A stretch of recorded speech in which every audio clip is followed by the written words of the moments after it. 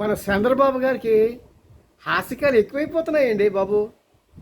ఎందుకంటే ఈ రోజున ఒక బహిరంగ సభలో మాట్లాడుతూ పద్మావతికి టికెట్ ఇవ్వాల్సి ఉండగా వారి యొక్క ట్రిప్పర్ డ్రైవర్కి జగన్ సీట్ ఇచ్చాడు అని చెప్తూ, నువ్వు చాలా గొప్పవాడురా బాబు జగన్ అని పబ్లిక్గా జోకులు వేస్తున్నాడు.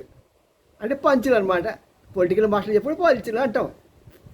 మరి ఒకప్పుడైతే మన చంద్రబాబు ముఖంలో నవ్వే చూసేవాళ్ళం కాదు, మైక్రోస్కోప్ పెట్టినా సరే.